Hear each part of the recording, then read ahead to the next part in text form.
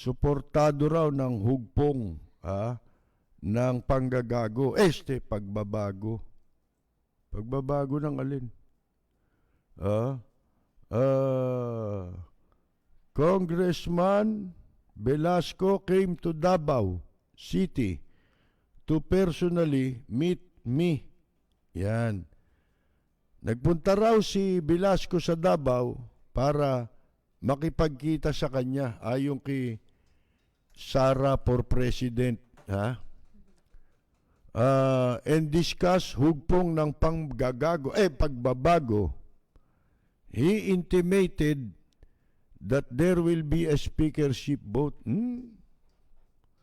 Mga kaibigan, pinakita yun para yung mga congressman, dito tayo, di ba? Ito ang ating atchoy ngayon sa Kwan. Ang rubber stamp ngayon dyan sa Kamara. Dito tayo. Marami nang nakuha yan si Cayetano na yan eh. Kaya papalitan na natin. Parang ganun lang, di ba? Pero pagbabago, nasaan ang pagbabago?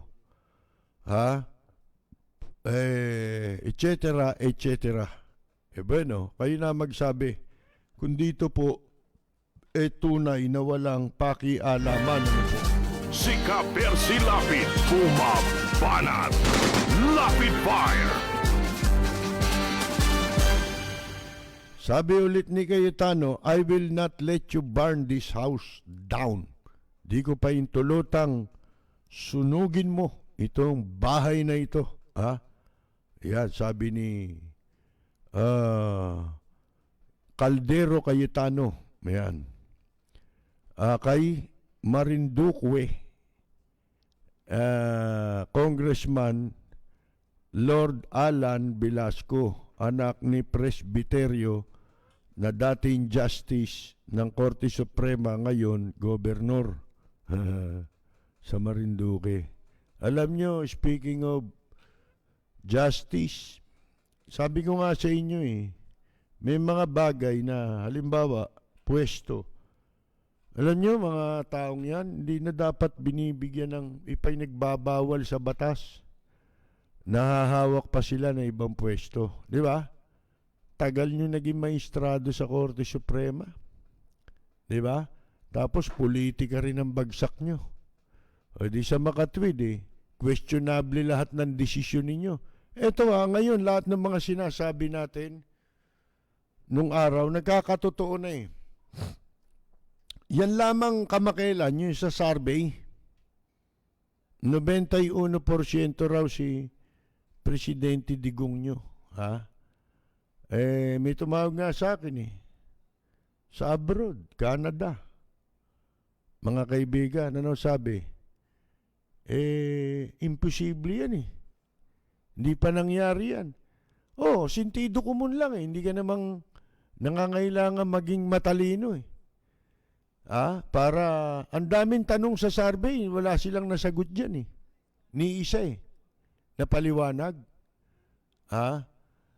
Mga kaibigan di ba yung mga sinasabi natin?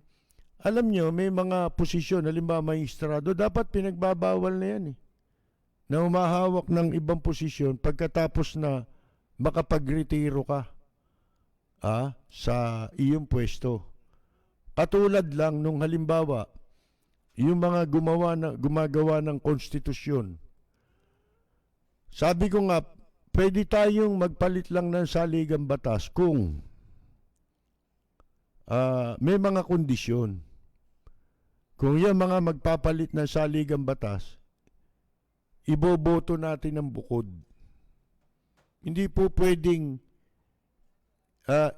ang ipagkakatiwala mo ang pagpabago sa saligang batas sa mga nakaupo na sa gobyerno ngayon, lalo na sa Kongreso at Senado. Tingnan ninyo mga pinagagagawa nila. Yan ba pagkakatiwalaan ninyo? Yan ba mga taong yan na swapang? Diyan nyo sa kamay nila ipagkakatiwala ang paglikha, pagsulat ng saligang batas ng Pilipinas. gago ka pag sinabi mong payag ka. Hindi ho ba? Kasi po, mga kaibigan, sagrado yan sa ligang batas eh. At ang unang-una, yung mandate ng Kamara at ng Senado, hindi ho para sumulat ng saligang batas. Kung hindi para gumawa ng mga batas, enabling laws. Mga kaibigan, iba ho ang konstitusyon sa mga enabling laws. Katulad ng mga batas sa Revised Penal Code, di ba? Iba yan. Yan ang trabaho nila. Gumawa niyan. Mga batas na hindi pwedeng sumalungat sa mga probisyon ng ating saligang batas. Walang preno kung bumatikos. Malalim at makatwirang komentaryo. Mag-ingat ang mga politikong gumagawa ng kalokohan at baka kayo ay tamaan ng Rapid Fire! Image na, may image pa ba tayo sa ibang bansa? Ang image ngayon, tanungin mo ko, ano image ni Presidente Duterte ngayon sa ibang bansa? Di ba sabi ko sa inyo, pag nabanggit ang pangalan niyan pinagtatawanan? Ang tawag sa English doon, crackpot. Mga kaibigan, crackpot. Ginagawa siyang crackpot. Pag nabanggit ang pangalan ni Digong nyo, pinagtatawanan, hindi natatawa. Pinagtatawanan. Tama rin si Obama nun eh. Nung una, di ba, sabi? In-approach niya raw di ba? Si Obama, dito sa ASEAN yata, na nagpunta rito si Obama. Mga kaibigan. Ano sabi niya? Nilapitan niya wala siyang protocol, di ba? Bigla na lang niyang kinausap si Obama. Alam niyo, very kuwan ng dyan ang mga security ng US President. Bigla siyang pumasok Sabi niya, I'm President Duterte. Kung ano sinabi niya. Di ba minura nga nung pagkatapos. Alam niyo yung sabi ni Obama, he's a very colorful guy. Pag sinabi siya yung colorful ka, medyo yun. Hindi magandang reputasyon yun. Di ba? Meron kang reputation. Kaya nga lang, masama ang reputation mo. Pag sinabing ikaw ay colorful guy, mga kaibigan, di ba? Kaya tama rin Ngayon ay na papagtanto natin, tama rin si Obama nun, di ba?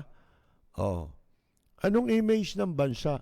Wala na nga tayong mukhang iharap di ba? Unang-una, iginagawa tayo lagi ng kaaway nitong namumuno ngayon na hindi iniisip na manganganib ang kalagayan ng mga kababayan natin sa ibang bansa. Meron pa sinabi ito si Cayetano, hindi ko makita Yung pong sa kabila raw pinalilitaw niya na isang napakalaking sakripisyo sa kanila ang magpunta sa Kamara o kaya lumabas para gampanan nila yung tungkulin nila. Di ba ang tungkulin nila pumunta sa Kamara para gumawa ng batas, di ba? At yung iba pa nilang mga trabaho na may kaugnayan sa paggawa ng batas. Ngayon, ang pinalalabas niya, para bang napakatapang na nilang tao pag nagpunta sila sa Kongreso dahil may COVID. Ang pagkakamali niya lang daw, sinasama niya pati yung asawa niya. Kasi, congresswoman din daw yung asawa niya. Ibig sabihin, nanganganib ang buhay nila. Eh yung mga mamamayan, araw-araw nasa labas eh. Di ba? Inagahanap ng ikabubuhay nila. Ginamit mo pang katangian yun. Anong gagawin ninyo? Para kayo ibig mo sabihin eh, utang na loob namin yun. Ha? Parang si Presidente Digong nyo, di ba? Hindi lumalabas. Utang na loob ng taong bayan, bakit siya nasa Malacanang eh? Ha? Ang gagawin lang eh, uupo. Ha? Nakakala mo kung sinong magmumura pa. Once in a while. Ha? May kwintas pa rito yung antivirus. Ha? Ano yung pangalan nun? Tawag nun. Ha? Kumbaga eh, panlaban sa kulam eh. Ha? Mga kaibigan, di ba? Anting-anting din eh. Yun ang mga modernong anting-anting ngayon. Mga kaibigan, pagkatapos, may ano pa, may alcohol na, no? Steam, di ba? Nag-i-steam yung musok-usok pa eh. Oh. Tapos tayo, gusto niyang gawin, eh, lagyan ng gasolina yung ano mo, face mask mo, ha? Para ma-disinfect. Lintik eh, no? Tapos di mo na ulit siya makikita. Ha? At doon naman sa pagsasalita na niyang yun, may lipad-lipad dito ah. Baka pumasok sa ilong ko tong buwisit na ito. Ngayon, merong pang, ano yun? Isang beses lang magpapakita, ang sasabihin lang, MECQ, GCQ. Mga kaibigan, si Trump walang pakialam sa sa virus, nakalabas na, di ba? Ba nagtanggal na naman ng face mask. Nagtatrabaho, lumalabas. Ha? Yun ang public servant. Katulad din ng ibang mga leader. Di ba? Oh, mga kaibigan, walang iniisip kundi tignan ang kalagayan ng mamamayan nila at paano sila tutugon dun sa pangangailangang makikita nila. Wala na eh. Too late na tayo eh. Yung mga tulong-tulong na yan, huli na yan, wala na yan. Tapos 91%, sipin mo yun, mga kaibigan. Yung ginawang survey na yun, may pinaplano yun, tandaan ninyo, sinabi ko, itaga nyo sa bato. Ako suspecha ko, bakit isinama ang Chief Justice of the Supreme Court? Wala naman pakialam ang tao dyan eh. Di ba? Hindi nga kilala yan eh, yung Chief Justice yan eh. Nakakakilala dyan, tayong mga nagbabasa, talagang tinitignan natin kung ano ang lagay, sitwasyon ng ating bansa. Pero karamihan naman, hindi ganyan eh. Di ba? Lalo na ngayon, walang mga dyaryo. Sino bibili ng dyaryo ngayon? Di ba? Kaysa ibili ng dyaryo, pandadagdag sa ulam yun, malaking bagay yun. Di ba? Sa makakain. Karamihan yan, hindi sila interesado kung sino yung Chief Justice na yan at kung ano yan. Akalain mo isama sa survey, ang taas daw ng survey nun. Bakit? Pinataas ang survey.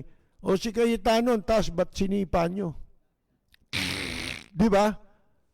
Mga kaibigan, yung botohan na yan sa kamara hindi, sabi nung isa na nag-text sa atin, di ba yan nagpapahiwatig na talagang hindi na marami ang sumusuporta dyan. Magkakaalaman tayo pagbukas ng kamara. Yung mga sasama pa rin kay Cayetano, sigurado yun. Aklas na sa ruling party yun, di ba? Kahit pa sabihin yung hindi sila aalis sa partido, pero in principle, kuha na yun. Wala na yun, di ba? Swapang yung mga yan eh. Ang gusto lahat niya, lagi nakikinabang para si Cayetano. Pag hindi nakikinabang yan, babanatan niya yung administrasyon. Ganun yan eh. Di ba? Kasi hindi siya kasali. Pero pag kasali siya, ako tandaan nyo ni katiting na paghanga, simula't simula, wala ako niyan. Kikayetano. Alam ko nanloloko eh. Ang hirap lang ko sa mamamayan, naloloko eh. Hindi ba? Ako hindi ako maloloko niya mga yan eh. Nagsasalita pa lang, alam ko na eh. Sa tagal na natin, ilang presidente na po ang inabot ko. Nagkaisip ako kay Marcos, pero naging tao ako si Macapagal, ang presidente, mga kaibigan. Nagkaisip ako, Marcos na nakaupong presidente. Ngayon, nagsasalita pa lang yung mga yan. Alam na natin kung nanloloko eh. Ito mga pinagsasabi natin nung ibinalita sa atin nung isang nakikinig sa atin sa Montreal, Canada. Ewan ko kung sa buong Canada ito. Alam ba ninyo na sa Canada pala, libre ang tubig? Libre. Wala silang binabayaran sa tubig. Mga kaibigan. Kaya walang karapatan eh. Ito, kuryente, ubod ng mahal sa atin ngayon. Mga kaibigan. Saan kinukuha ng tao yung mga pambayad na yan?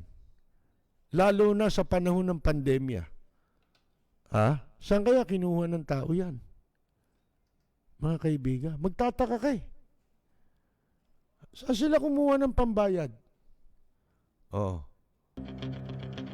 Walang preno kung bumatikos. Malalim at makatwirang komentaryo. Mag-ingat ang mga politikong gumagawa ng kalokohan at baka kayo ay tamaan ng Rapid Fire!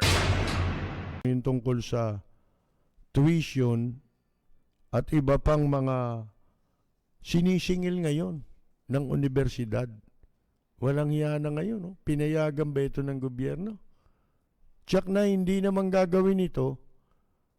Sintido ko mo ng isang universidad ngayon sa Cotabato kung walang pahintulot ito ng mga tanggapan ng Department of Education, DepEd, tsaka yung CHED, di ba? Yung Commission on Higher Education. Education ultimo dito, ultimo kuryente. Sinabi ko ito nung unang pinaplano yan, di ba? Pag nangyari yung ganyan, pati internet ng nagagamitin ng eskwela, sisingilin sa estudyante, di kita pa sila. Isa lang ang bayad nila sa internet, di ba?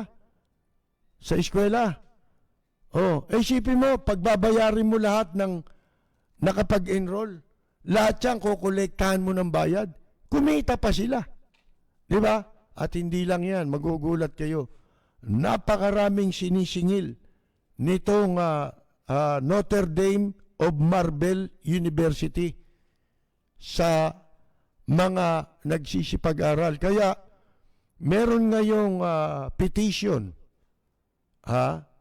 para ito ay hindi maipatupad yung katarantaduhang mga paniningil. Kung ano-ano sinisingil.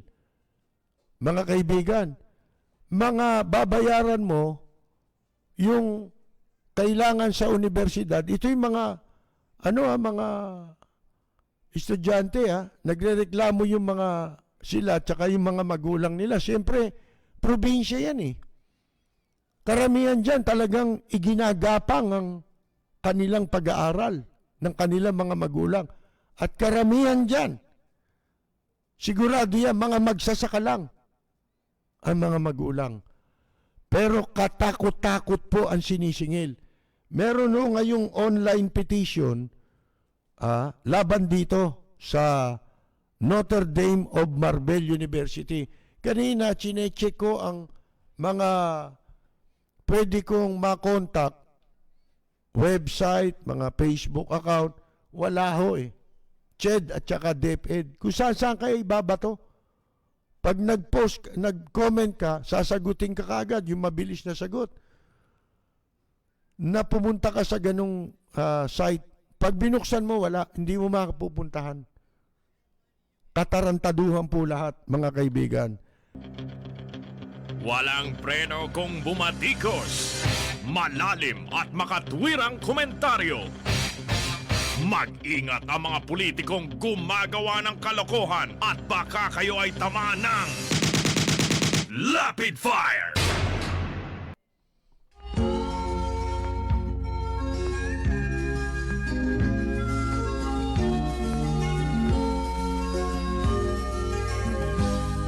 Sa bayan ko ay isa ang lahi. Dito'y wala ang pagkukunwari. Hindi padagay, sadyang kilala sa daigdig. May pagkakaisa sa bawat nais. Magandang yumaga, Lord Alan Velasco. Ang bayan ko'y punong-puno ng yaman. Bakit ito'y kailangan pang iwanan? Hindi nga ba't anong sarap mabuhay ng buong ganap? Sa bayan mo, sumapit mang yaong wakas. Dito sa bayan ko, lahat kami pantay-pantay. Walang nang-aapit, ang pag-ibig ay tunay. Dito sa bayan ko, dito'y makikilala mo ang mga kaibigang nagmamahal sa'yo. Dito sa bayan ko, lahat kami pantay-pantay. Walang nang-aapit, ang pag-ibig ay tunay. Dito sa bayan ko, dito'y makikilala mo ang isang kaibigan, ang mga kaibigan, ang bawat kaibigan na totoong